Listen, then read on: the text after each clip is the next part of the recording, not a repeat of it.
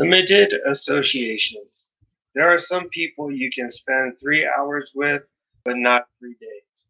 Others you can spend 3 minutes with, but not 3 hours. Always remember that the influence of associations is both powerful and subtle. The person you're walking with can determine whether you slow your pace or quicken it, literally and figuratively. Similarly, you can't help but be touched by the dominant attitudes, actions, and behaviors of the people with whom you spend time. Decide how much you can afford to be influenced based on how those people represent themselves. This is difficult, I know. I've had to do this on several occasions, even with close family members. I I will not, however, allow someone else's actions or attitudes to have a dampening influence on me. I've got a neighbor who's a 3 minute friend. For 3 minutes, we had a great chit chat, but he wouldn't mesh for 3 hours. I can hang out with an old high school friend for 3 hours, but he's not a 3 day guy. And then there are some people I can hang around for a few days, but wouldn't go on an extended vacation. Take a look at your relationships and make sure you're not spending 3 hours with a 3 minute person. Expanded associations. We've just talked about weeding out negative influences. While you're doing that, you'll also want to reach out, identify people who have positive qualities in the areas of life where you want to improve. People with the financial and business success you desire, the parenting skills you want, the relationships you yearn for, the lifestyle you love, and then spend more time with them.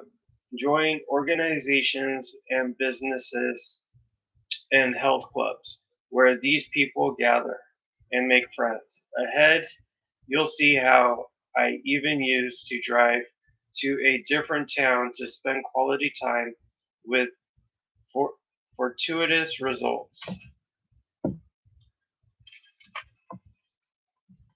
I rave about Jim Rohn throughout this book because, aside from my father, Jim my remains my foremost mentor and influencer.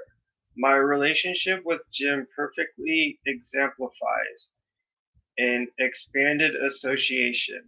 While I got to share a few private meals and spend a little time with him during our interviews and backstage before events, most of my time with Jim was spent listening to him in my car or reading his words in my living room. I have spent more than 1,000 hours getting direct instruction from Jim, and 99% of that was through books and audio programs. What's exciting about that is no matter where you are in your life, maybe busy at home with small children or caretaking aging parents, working long hours with people with whom you have little in common, or living out in the country far from the nearest office building. You too can have almost any you too can have almost any mentor you want if he or she has gathered their best thoughts, stories, and ideas on books, CDs, DVDs, and podcasts. You have an unlimited boundary from which to draw. Take advantage of it. If you want to have a better, deeper, more meaningful relationship, ask yourself, who has the type of relationship I want? How can I spend more time with that person? Who can I meet who can positively influence me? Let their glow rub off on you. Befriend the person you think is the biggest, baddest, most powerful person in your field. Want to What do they read? Where do they go for lunch? How can that association influence you? You can build these expanded associations by joining networking groups, Toastmasters, and similar organizations. Find the charity organizations, symphonies, country clubs, where the people you want to emulate gather. Find a peak performance partner. Another way to increase your exposure to expanded associations is by teaming up with a peak performance partner, someone as equally committed to study and personal growth as you. This person should be someone you trust, someone bold enough to tell you what they really think about you, your attitudes and performance. It could be that this person is a longtime friend, but he or she may be someone who doesn't know you well at all. The point is to get and give an unbiased, honest outside perspective. My current accountability partner is my good friend Landon Taylor. As I mentioned before, we have a 30-minute call every Friday to discuss our weekly wins, losses, fixes, ahas, and where we are on our growth plans. The anticipation of the call and knowing I have to be accountable to Landon keeps me extra committed throughout the week. I make a record of Landon's losses or any feedback he needs and make sure to ask him about it the next week. He does the same for me. That way we hold each other accountable. He might say, okay, you screwed up here last week, and admitted it and committed to change. What did you do about that this week? Life is life. We're both busy executives, but it's amazing to me that we actually end up doing this every week without fail. It's not easy. Sometimes I'll be flying through my day and think, oh, crud, I have to do this. But often in the middle of the call, I think, I'm so glad we're having this conversation. Even in preparing for it and thinking of my big wins and losses for the week, I learn about myself. This week, I told Landon, I know I'm in the middle of so many things. I'm writing my book. I'm having a lot of realizations. And so many ahas, but not one thing that's really compelling. He said, let this be the last week that you don't come to the table with an aha. Gulp, don't sabotage me, he said. Point taken. In reality, I was shortchanging myself by not identifying one thing memorable enough to share. I have a serious challenge for you if you're up for it. Want real feedback? Find people who care about you to be brutally honest with you. Ask them these questions. How do I show up to you? What do you think my strengths are? In what areas do you think I can improve? Where do you think I sabotage myself? What's one thing I can stop doing that would benefit me the most? What's the one thing I should start doing? Invest in mentorship. Paul J. Meyer is another man who served as a mentor to me. Paul passed away in 2009 at age 81. Whenever I thought I was really doing things, really playing at a high level, I'd get around Paul. He was my reality check. What he did before lunch was mind boggling to me.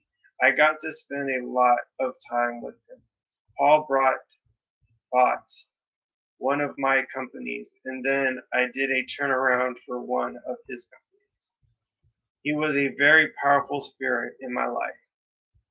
After spending a couple of hours with Paul, hearing about all his plans and ventures and activities, my head would spin.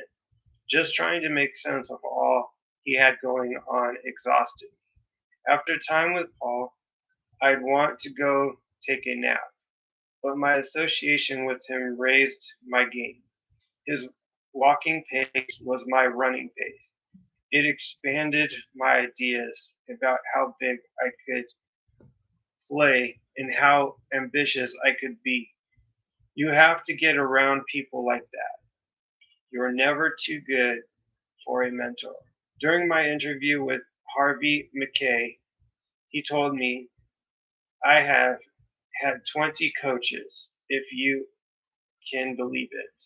I have a speech coach, I have a writing coach, I have a humor coach, I've got a language coach, and on and on. I have always found it interesting that the most successful people, the truly top performers, are the ones willing to hire and pay for the best coaches and trainers there are. It pays to invest in your improved performance. Finding and engaging a mentor doesn't need to be a mysterious or intimidating process either. When I sat down with Ken Blanchard, he explained in the simplicity of engaging a mentor. Success, January 2010. The first thing you want to remember with a mentor is that it doesn't need to take a lot of their time. The best advice I'd ever gotten is in short clips, having lunch or breakfast with somebody, just telling them what I'm working on and asking their advice and all. You will be amazed how successful business people are willing to be mentors to people when it's not taking a lot of time. John Wooden reinforces the point that others desire to be mentors. Success, September 2008. Mentoring is your true legacy. It is the greatest inheritance you can give to others, and it should never end. It is why you get up every day to teach and be taught. He went on to explain that mentorship is also a two-way street, as individual needs to be open to being mentored. It is our responsibility to be willing to allow our lives and our minds to be touched, molded, and strengthened by the people who surround us. Develop your own personal board of advisors. As part of my plan to be wiser, more strategic, and operate more effectively, as well as expand the time and interaction I have with high minded leaders, I've been developing a board of advisors in my personal life. I've hand selected a dozen people because of their areas of expertise, creative thinking ability, and or my great respect for who they are. Once a week I reach out to a few of them and solicit ideas, run thoughts by them, and ask for feedback and input. Having started this process, I can tell you the benefits I've already received have been profound, far more than I anticipated. It's surprising the genius people are willing to share in when you show sincere interest. Who should be on your personal board of advisors? Seek out positive people who have achieved the success you want to create your own life. Remember the adage, never ask advice of someone with whom you wouldn't want to trade places. 3. Environments. Changing your view changes your perspective. When I was in real estate, working in the East Bay of San Francisco, I lived and worked within a very limited demographic. I saw the same kinds of people operating at the same level over and over.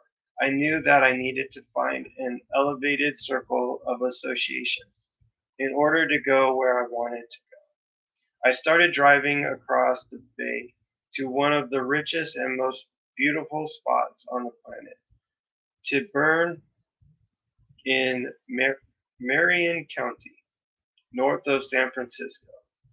If you've ever been to Monaco, that's what Tiburon looks like. By far, but far quainter. It's a spectacular spot. I would go to a delightful seafood restaurant, Sam's on the Wharf. The food was great, but more importantly, the restaurant was popular with the area's more affluent residents. Aside from going to Sam's to expand my associations, I'd also sit on the wharf and look up at the hillside. I was mesmerized by the multi-million-dollar houses that hung off the cliffs. One in particular always caught my eye, a blue four-story home with an elevator and a whale lightning rod at the top. What would be the perfect house? I used to ask myself all the time. If someone could just give me one of them, which one would I pick? The answer was always the same. This beautiful blue one. It was in the perfect spot with a bright vista, the best of the bunch. On my way home from brunch one morning, I saw an open house sign and thought it'd be fun to check it out. One sign led to another as I followed them zigzagging up the cliffs along the narrow streets. I finally reached the top of the hill and found the advertised home. As I entered and walked up to a spectacular bay window, the world opened up in front of me. The peninsula tip of Tiburon, Angel Island across the bay, Berkeley and the East Bay, the Bay Bridge, and the entire San Francisco skyline over to the Golden Gate Bridge in the 300-degree expanse.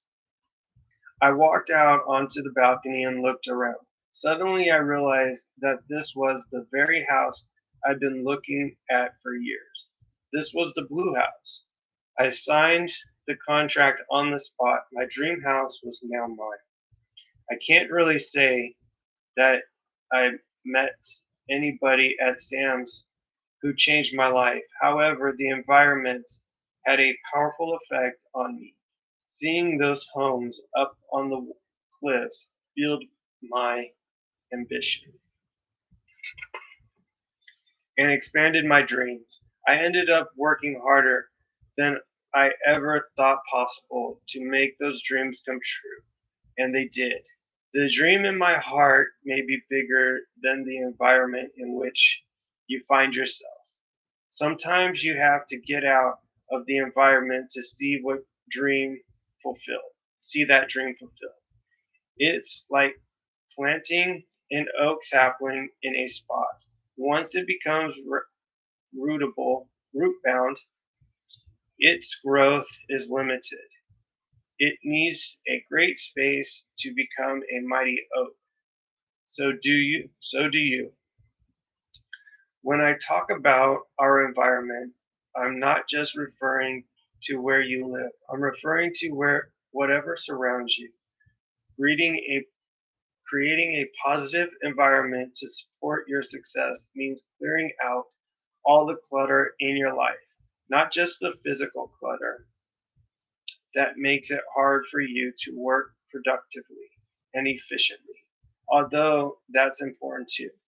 But also the psychic clutter of whatever around you isn't working, whatever's broken, whatever makes you cringe.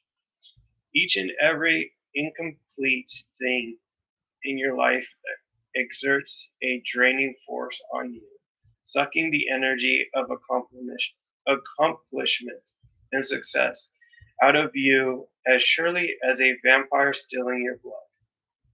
Every incomplete promise, commitment, and agreement saps your strength because it blocks your momentum and and inhibits your ability to move forward. Incomplete tasks keep calling you back to the past to take care of them. So think about what you can complete today.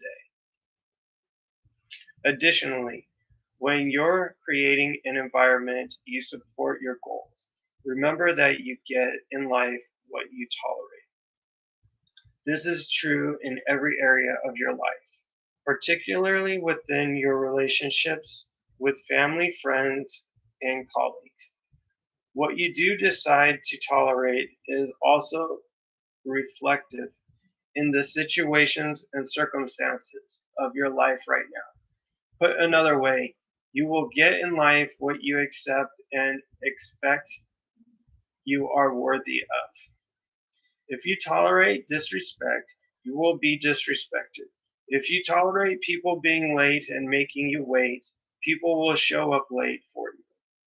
If you tolerate being underpaid and overworked, that will continue for you. If you tolerate your body being overweight, tired, and perpetually sick, it will be. It's amazing how life will organize around the standards you set for yourself. Some people think they're the victims of other people's behaviors, but in actuality, we have control over how people treat us. Protect your environment, mental and physical space, so you can live with peace rather than in the chaos and stress the world will hurl upon you. If you want to foster a disciplined routine of rhythms and consistency, so that Big Mo not only pays a visit to your house, but moves in, you have to be sure your environment is welcoming and supportive of your becoming, doing, and performing at world class levels. While we're on the topic of world class, in the next chapter, I want to help you take everything you've learned thus far and give you the secret to now accelerating your results. Getting greater results with only a little more effort may feel a little like cheating, like an unfair advantage, but who said life was fair? Put the compound effect to work for you. Summary action steps. Identify the influence and input of media and information is having on your life. Determine what input you need to protect your glass mind from and how you are going to keep your glass slash mind regularly flushed with positive, uplifting, and supportive input. Download the Input Influence Sheet at www.thecompoundeffect.com/free. Evaluate your current associations. Who might you need to further limit your association? Who might you need to completely disassociate from? Strategize ways you will expand your associations. Download the association assessment sheet at www.thecompoundeffect.com/free. Pick a peak performance partner. Decide when, how, regularly, and what you will hold each other accountable to, and what ideas you will expect the other to bring to each conversation. Identify the 3 areas of your life you are most focused on improving. Find and engage a mentor in each of those areas. For mentors could be people who have accomplished what you wish and with whom you have brief conversations. Or they could be experts who have written down their ideas in books or recorded their ideas on CDs.